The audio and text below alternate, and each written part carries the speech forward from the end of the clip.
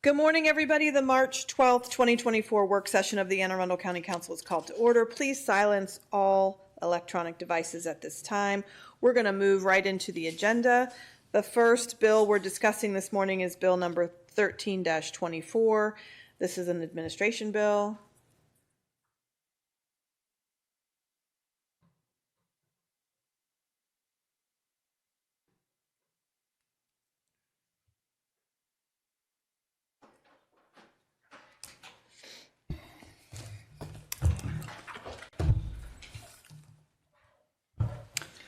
Good morning. Good morning. Ethan Hunt for the administration. With me at the table, I have Aaron Karpowitz from Arundel Community Development Services, Brian Schenk from the Office of Finance, and Kelly Kenny from the Office of Law.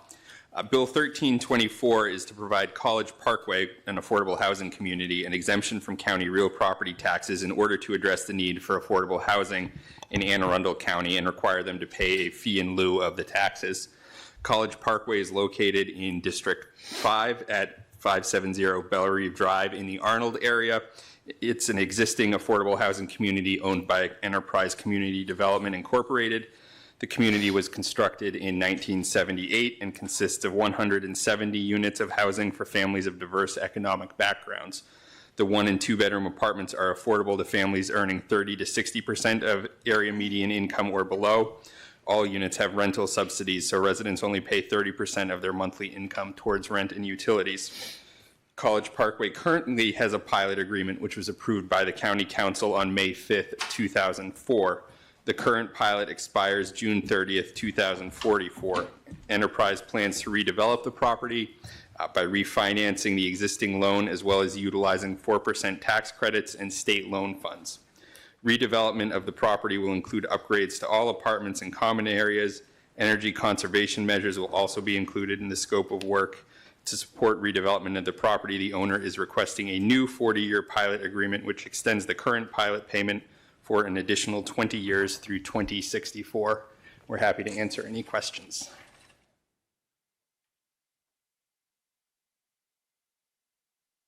Go ahead, Ms. Fiedler. Thank you, Madam Chair. Appreciate the list of renovations that would be done to each unit, and I really appreciate the meeting that we had earlier this week. Just out of curiosity, when was the last renovation done on the units?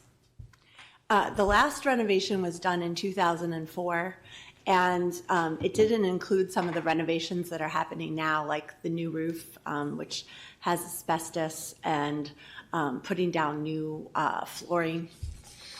Great. And prior to that, was there any renovation? I'm just trying to get an idea of. I don't believe so. It was, what did you say? It was constructed it was in the early 80s that it was constructed, and it hadn't had any renovation, I think, anything significant until 2004. Great, thank you. Ms. Rodvian. I was just going to say this really seems like a no-brainer. So hopefully it's a no-brainer. Yeah, I only had a question about how the renovations will take place. Are current residents getting displaced, or will they go? They've actually just kept a lot of units vacant through attrition and people moving out. So I think currently have about 60 units vacant, they said, when I spoke to them the other day. And so they'll be moving and transitioning the tenants into those units and relocating. Okay, good. Any other questions on Bill 13-24? All right, thank you very much. We will move on to Bill 14-24. Oh, Ms. Fiedler, this is your bill. Thank you, Madam Chair.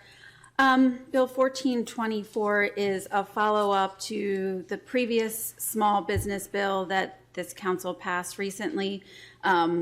These changes to that bill actually came from Ms. Rodvian's district. They had some concerns over the form that the previous bill was in. Unfortunately, there wasn't an opportunity to continue to amend, so this is revisiting those areas and addressing / amending them again. First, the bill addresses some concerns over architectural features. The bill that passed allows for non-residential architectural features on higher classified roads. However, there are some areas on higher classified roads, existing small business districts, that are abutted by a residential property that is in fact a residence. So this bill tweaks it so that the architectural features are compatible with the closest development, which could be a single home. The bill also addresses some of the feedback on the signage that was in the last bill. The signage in the last bill went all the way up to commercial and industrial allowances. This tweaks it back down closer to what the original signage for small business was, but allows flexibility based on road frontages. And then the bulk regulations chart that was amended out of the small business bill has been placed back in with one adjustment to the served by public sewer section. Are there any questions for Ms. Fiedler or admin representatives for Bill 1424? It all sounds pretty straightforward. Y'all good? We're good. All right, let's keep moving. Bill 15-24 is also an administration bill. Thank you, Madam Chair. Ethan Hunt for the administration. With me at the table, I have Naomi Kerrigan from the Budget Office and Lori Klossmeyer from the Office of Law. The purpose of this legislation is to amend the FY 2024 capital budget and program by transferring an appropriation of funds from the CAO contingency account to the Office of Finance pay-as-you-go account to support supplementary appropriation in the Brooklyn Park Outdoor Rec Improvements Capital Project, which is number P576500. This appropriation of funds will allow the Anne Arundel County Capital Project, the Anne Arundel County Capital Project to continue through the end of fiscal year 2024. We're happy to answer any questions.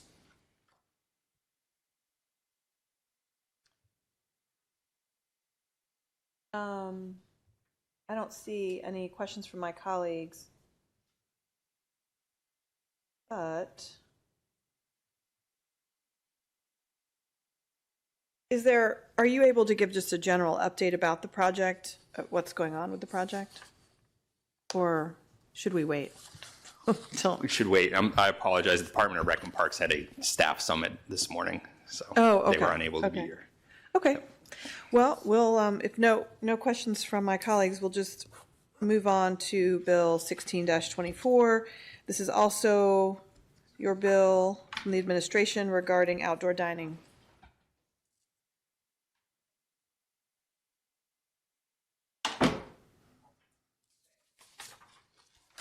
Again, Ethan Hunt for the administration. With me at the table are Lynn Miller from the Office of Planning and Zoning and Lori Klossmeyer from the Office of Law. And I believe Kim Clunny from Department of Public Works is in the audience if we need her. The purpose of this legislation, you'll remember several months ago, we extended outdoor dining temporarily for 6 months. This is the legislation that follows that up. Its purpose is to allow certain food services facilities to continue to utilize outdoor seating related to food and beverage services under certain circumstances, and we can answer any questions or explain how the process would work if you'd like. Ms. Rodvian. Thank you. I apologize. I haven't actually looked at the bill yet, but I have a question that hopefully you can answer since I know that you know it well. I've had actually some concerns from individuals who live in obviously they live in residential areas. They live in neighborhoods that have a restaurant that's in the residential area. And they actually have concerns about going forward with outdoor dining because they've had outdoor dining that lasts until, I guess midnight, late into the evening hours, and can be loud and disruptive to the neighborhood. Is there any restriction on residential, and if not, would the administration be open to such a restriction?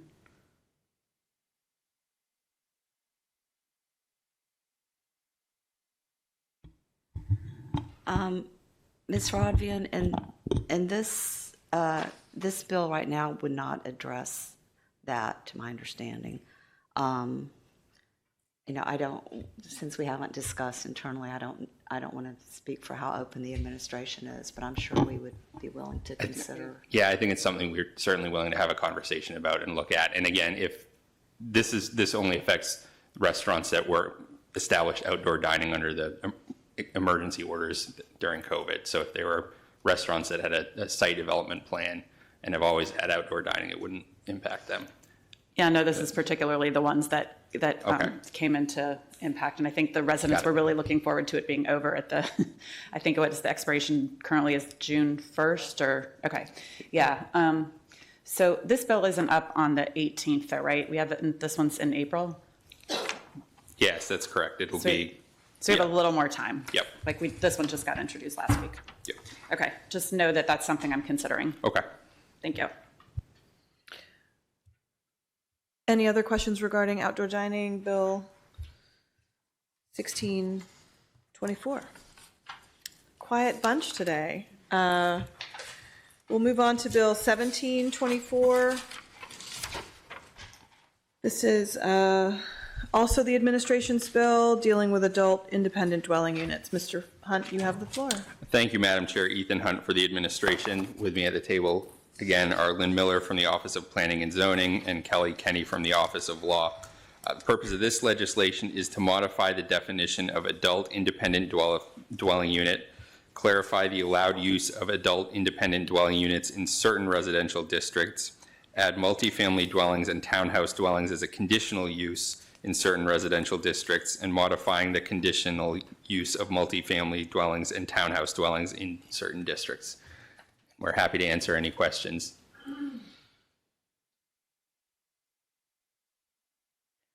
I know that the administration is planning a simple amendment for this bill that didn't get in before introduction, but if there's no questions, we can continue on with this.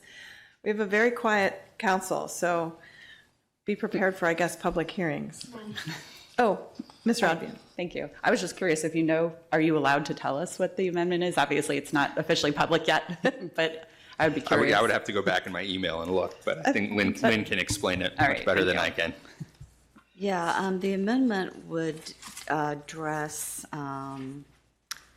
the section in the bill under 1810-127, Part 5. There's a chart there. So this is on page 5 of the bill. And the second line item in that chart deals with minimum setbacks for townhouse structures from the boundary line. And the setback is 100 feet, but there are some exceptions in cases where the adjoining property is open space, or when the adjoining property is in a more intensive residential district. And we want to change that to allow that when the adjacent property is in the same or a more intensive district, the setback can be reduced to 50 feet.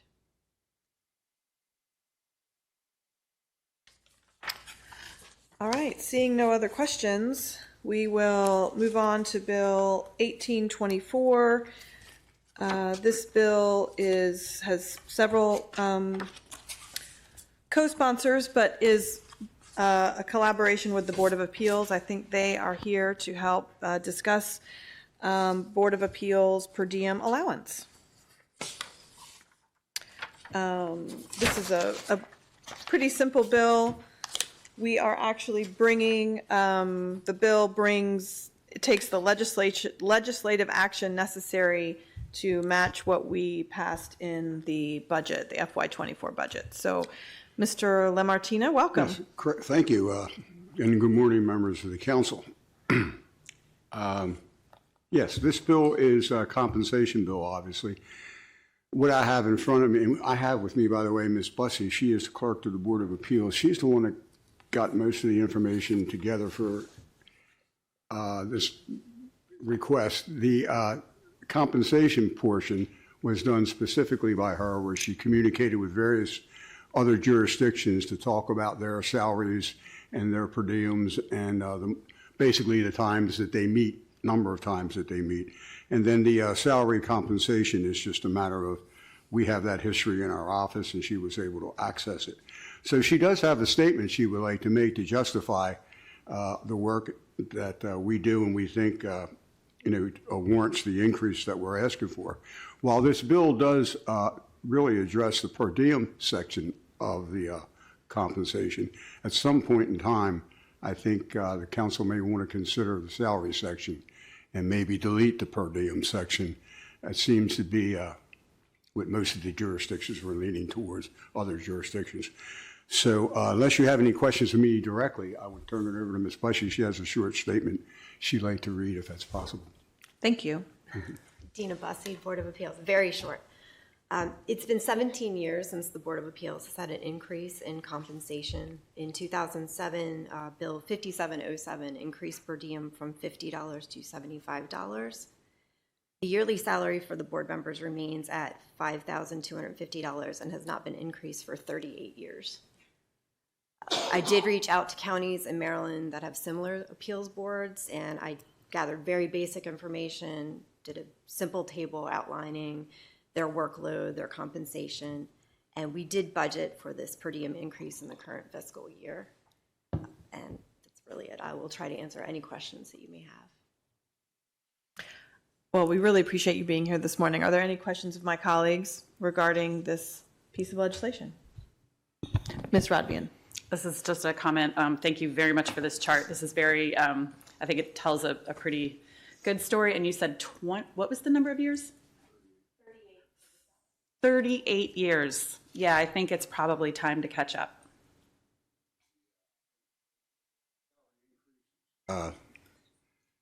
The charter designates what the salary is, obviously. But I've noticed that throughout the years from 1965 and up, the council itself has increased the actual salary without a charter amendment. So that's something you may want to consider. If you look at that, you'll see that it's been done on a few occasions where they just decided to increase the salary as well as per diem. But, I don't know whether the salary, you can check with your attorney or the Office of Law, whether a salary increase per se would require a charter amendment or not. Okay. Anything else? Ms. Hummer. Yes, of all of our boards and commissions, I think the Board of Appeals probably puts in more time than anyone else that comes through. And that's a ridiculously low salary. So it's essentially, it is a volunteer job. And I certainly am going to support raising per diem, but I'm with Ms. Rodby that it's time for us to look at the salary too, because this is an extremely important job that really serves people, and the amount of time that you all give to the county is significant. Thank you so much for those comments. But if you take a look at under the comparisons, you'll see that there's a drastic difference in some of the salaries and the number of times they meet per month as compared to what we do. So if at any time you want to discuss the salary, just the salary in general, I'm available and can answer any questions that you have about that as well. Ms. Fiedler. Thank you, Madam Chair. I just want to thank you for the comparison chart. It's very helpful when talking about this. Thank you. You're welcome. You ready? All right. Well, thank you very much. Thank you for being here this morning. It's very helpful. We encourage your a 7-0 vote, we hope. Thank you. All right. We will move forward with Bill. Wait, no, that's wrong. Bill 19-24. This is actually my bill. This is a companion bill to 8323 that we passed this past winter, looking to expand, again, looking to figure out ways to expand our workforce housing policy, which has been in effect for a few years now and is really starting to bring some affordability to the county. It's exciting how many projects we have in the pipeline. So this bill would expand workforce in allowing workforce housing projects to locate in an R5 or R10 zoned parcel. The density allowed is reduced from the typical workforce housing density of 22 units per acre in proportion to the type of zoning and lesser road classification. These parcels, if zoned R5, are limited to 10 units per acre as an increase, and R10 would be limited to 15 units per acre. All requirements for public water and sewer remain, but the goal would be to, in citing more communities with affordability in a variety of places in the county, the reduced density increase, that sounds funny, the reduced density increase from our typical workforce housing policy also it brings a requirement, a lesser requirement of affordables from 40% to 25%. So I worked collaboratively with the folks at the table and with the administration and ACDS. I believe I have their full support. I believe you're a co-sponsor, right? Yes, we are. So open to any questions of my colleagues or love any comments from the administration. It is a quiet Tuesday morning. It is. I don't have any questions. I'll just say we appreciate the sponsor for working with us and getting this bill put together and across the finish line. We're happy to be a co-sponsor. Okay, well, I look forward to my colleagues' support. We'll move on to Bill 20-24. This is also my bill, co-sponsored with Ms. Hummer, also looking at increasing opportunities for residential development, mixed use requirements in the BWI Fort Meade growth area. I believe, did we get a map into the work session? It's a mapped area. This bill looks to allow certain commercial zoned parcels to build multifamily rather than commercial, knowing that those parcels or the zoning is not really meeting the market demand for commercial. It would also, the bill also brings in the 10% MPDU component similar to the Parole Town Center. Happy to discuss with colleagues and the administration.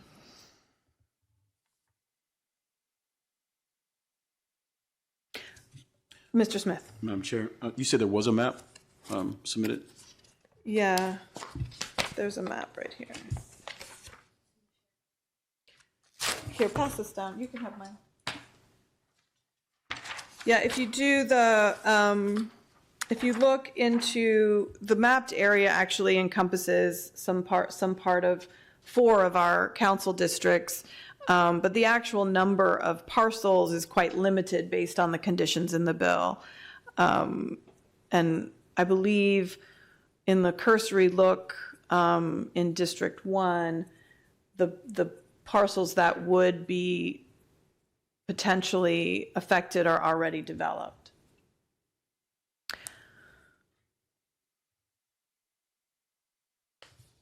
Does the chair know how the lines of the map came to be? The BWI Fort Meade growth area came into existence. That's a Lynn Miller question. It's in 2016.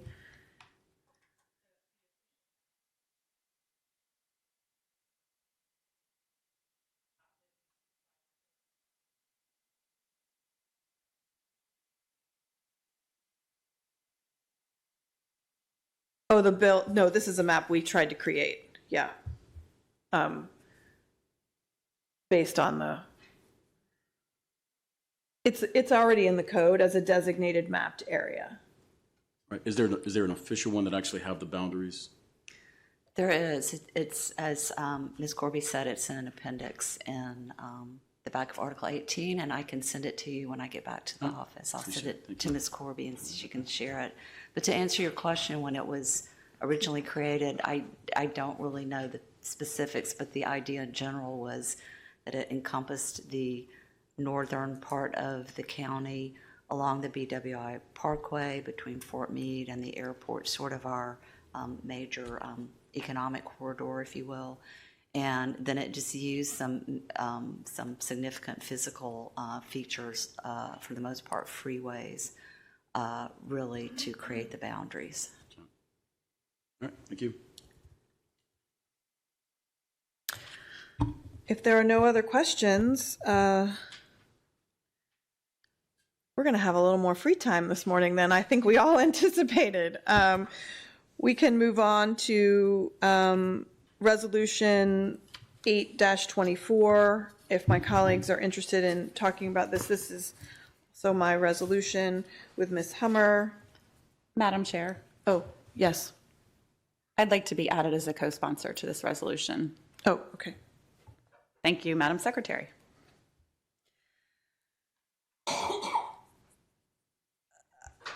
I'm happy to read the resolution for my colleagues, but it definitely just, this council has used ad hoc committees to study and make recommendations on various topics over the years, and so this was a vehicle that we thought could help us tackle some of the, I call them sort of growing pains of the legislative branch. I'm not sure, we are in the 60th anniversary of the Anne Arundel County Council, and I'm not sure the charter maybe contemplated where we would be today all those years ago.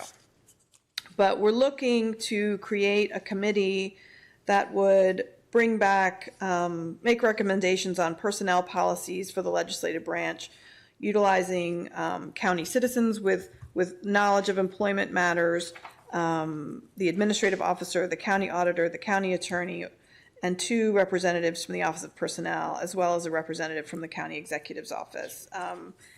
Looking for them to meet and address issues regarding human relations law, annual performance review, policies, and creating an employee relations manual for the legislative branch. And looking at ways that we might need to amend the charter or the code that apply to the legislative branch in this way. So this is looking for this committee to work with, an official capacity with minutes and bring back recommendations by the end of the calendar year. Mr. Smith. Madam Chair, you can have me as a co-sponsor.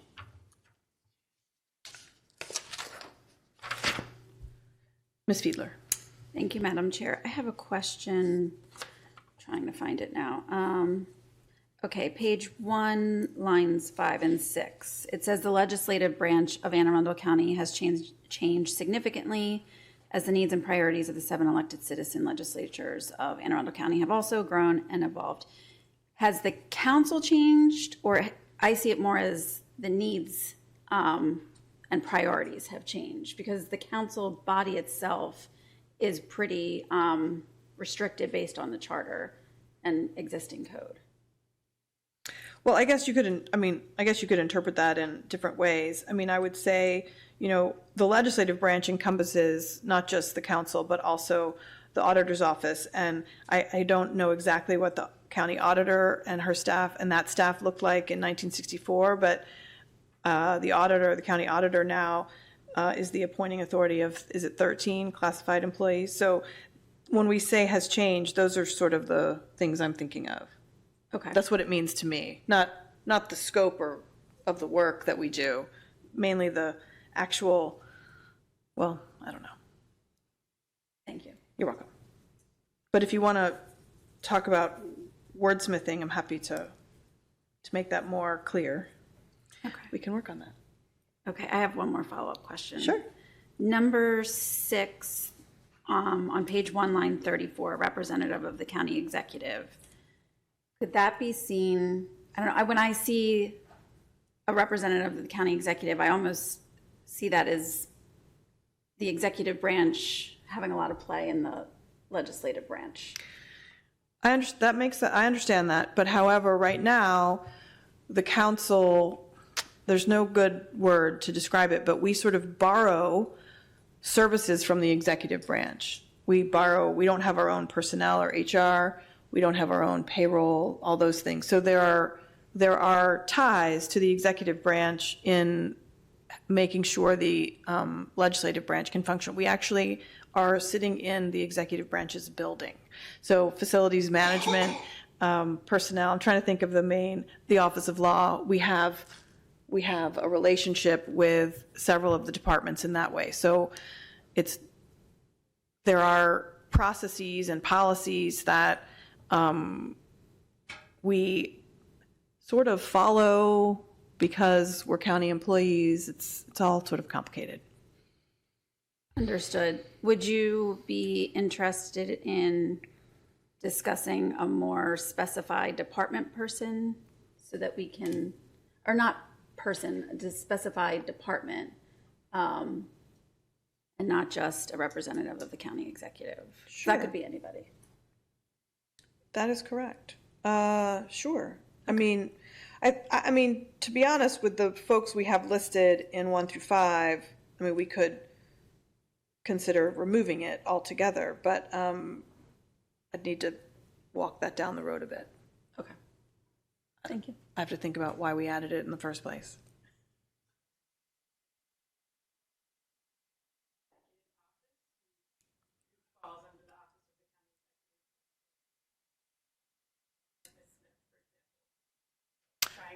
I see, right.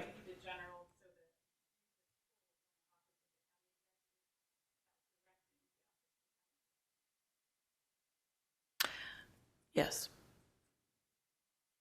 Okay.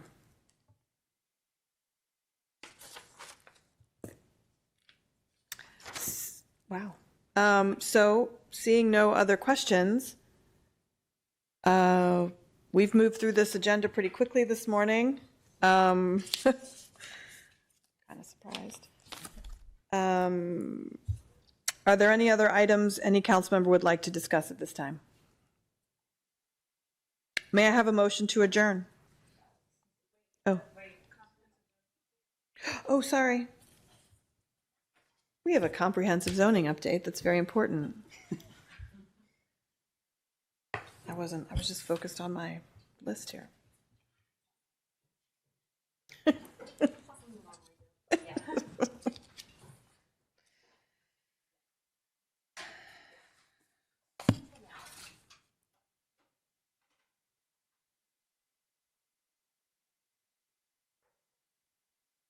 Good morning.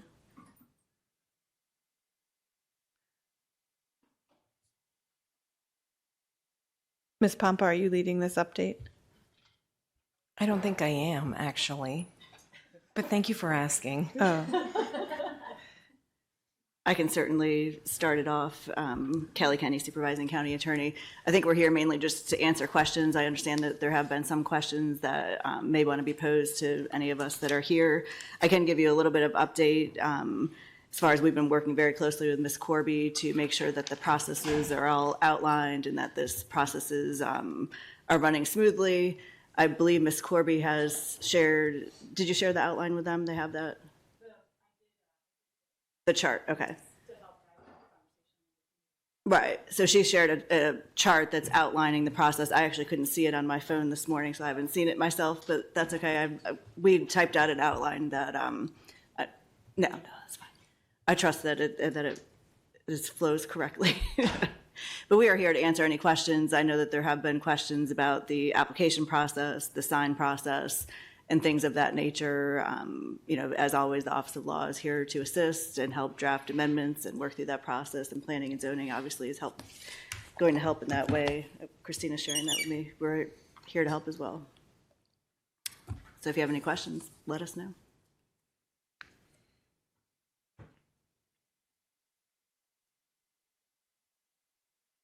Ms. Hummer.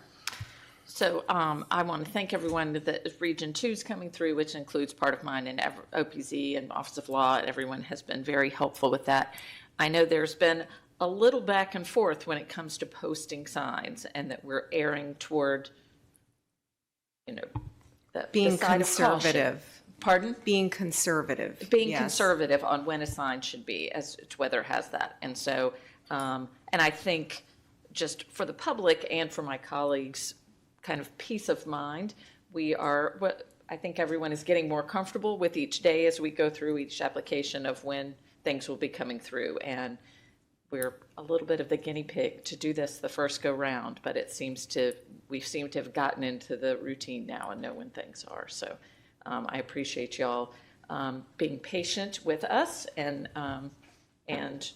figuring this all out as we go along. And we also thank you for being patient with us. Christina Pompa with the Office of Planning and Zoning, I was under the impression that less properties would need signs. And just to go on the record, basically, if an owner applied at the very beginning of the Office of Planning and Zoning comprehensive zoning process, and they received a number between 1 and 99, or if they applied when the preliminary draft plan was out for public comment and received a number between 400 and 499, or if they applied during the public comment period for the Planning Advisory Board and they got a number between 500 and 599, those are the three categories that do not require a sign. Everybody else, whether they have a number or not, is going to require a sign. So that means any properties that may have had a staff recommended change or a consistency change, and they still don't agree with the draft zoning map that was submitted to the county council, they're going to need a sign. So I just want to make that very clear, because I think when we were discussing this under 6923, I thought that there would be some less number of properties that would require it. So this has opened it up a little bit more for signs.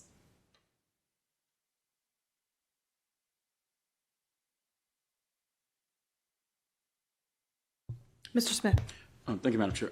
Quick question, and you don't necessarily have to answer, give me the answer now, unless you know it. On the property tax assessment, and I know there is, so if the county changed property taxes, zoning on a parcel, and it goes from, let's say, R1 to R5, generally speaking, does the property tax automatically increase because the availability or value of the property has increased? Christina Pompa with the Office of Planning and Zoning. I did have a conversation in either late January or February with Denise Herndon from the State Department of Assessment and Taxation. I actually have an email into her right now, and I wanted to ask her the same question because I thought that question would come up, but I haven't heard back from her yet. Okay.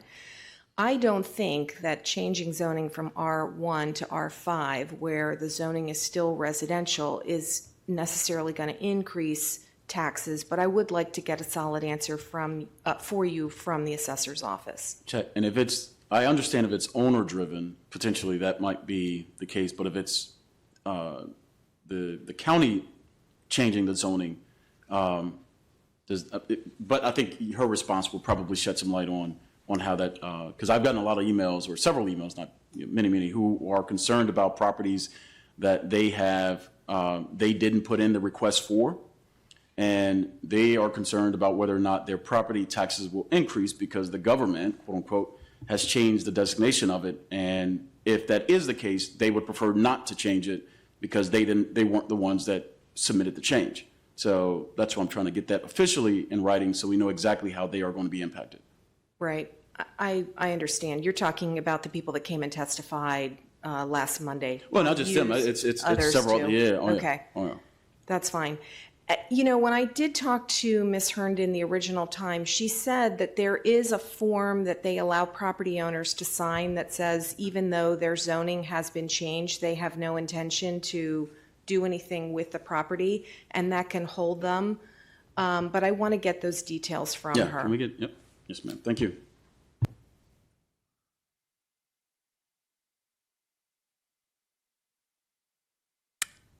I don't see any other questions from my colleagues. Is there anything that anyone else wants to add regarding comp rezoning? Christina Pompa with the Office of Planning and Zoning. I'm a calendar person, so just a reminder that we need signs out the door by this Friday for anything that will be heard on April 1st. And then March 28th, which is a Thursday because the county is closed on Good Friday, the 29th. That's our next deadline for April 15th for Regions 2 and 7. Okay. So there are basically 2 more legislative sessions where zoning amendments could be considered by the council. Ms. Fiedler? Thank you, Madam Chair. If you don't know these dates, it's entirely fine. The bill hasn't been introduced yet, but you are doing so phenomenally with your numbers and dates this morning, I thought I'd ask. Do you happen to know the estimated time for Region 4 signs? I guess it would depend on when it's introduced and the hearing timeline. I actually don't have that committed to memory, but I can, the estimated time for the Region 4 submittal, I believe, is April 15th. The last day to adopt is going to be July 15th, so everything's got to be done by July 1. Actually, yeah, and it's May 3, May 17, May 6, May 20, June 3, June 17. So basically 2 weeks before the meeting. And what we've really seen with 2 and 7 is it has pushed the amendments off towards the end of the meeting. So I think that your bigger days for amendments are going to be the July 1 meeting and the June 17th meeting, I think are going to be your big. That's my gut instinct. We'll see if it comes true. Thank you very much. We can certainly provide the timeline like we did for this bill, so I can work one up based on an proposed intro of April 15th. That would be very much Sure, appreciated. I'll do that. I'm going to ask a controversial question. Have we, going through 2 and 7, have we determined that the 14-day sign requirement is onerous and problematic yet, or we think it can still be workable? Christina Pompa with the Office of Planning and Zoning. When we were debating 6923, I said that the Office of Planning and Zoning would work with any dates that you gave us. I think that's really a question for the council, whether or not the council thinks that that's the right time frame or not. Okay. Well, you're right. You're right to put this back on the council. You're absolutely right. And thank you for reorienting my own thought process. So it is something that this council should contemplate as we get through the first 2 regions and then Region 4. And I certainly want it contemplated and all worked out before we hit Region 3. So, seeing no other questions, thank you for the update. Thank you for always being accessible. This is a learning experience as we go, so we'll keep being open to solutions. Yeah. Thank you all. Okay. Now, are there any other items any council member would like to discuss at this time? Seeing no lights, may I have a motion to adjourn? Rod Bean, so moved. Second. All in favor? Aye. Opposed? The motion carries. The county council is adjourned until Monday, March 18th, 2024.